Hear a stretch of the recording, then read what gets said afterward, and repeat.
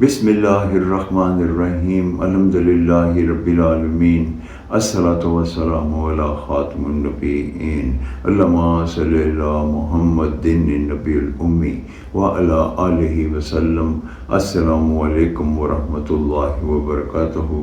میری آج کی حدیث مسند احمد 4269 نمبر۔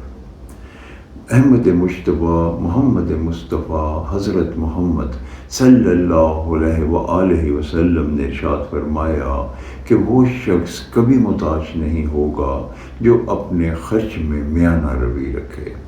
اس حدیث مبارکہ کا یہ مفہوم ہے کہ نبی کریم حضرت محمد صلی اللہ علیہ وآلہ وسلم نے ہمیں محتاجی سے بچنے کا طریقہ بتا دیا کہ انسان کو اپنے خرچے میں میانہ روی اختیار کرنی چاہیے، کیونکہ اگر میانہ روی سے چلے گا تو وہ کامیاب اور کامران رہے گا۔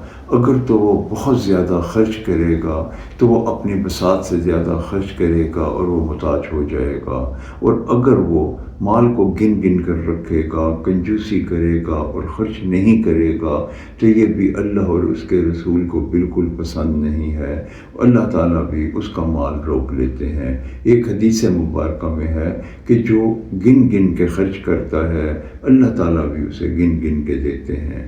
ہمیں چاہیے کہ ہم اپنی زندگی میں میانہ روی کو اختیار کریں تاکہ ہم محتاجی سے بچ جائیں۔ اللہ تعالیٰ ہمیں ایسا کرنے کی توفیق عطا فرمائے۔ آمین یا رب العالمین۔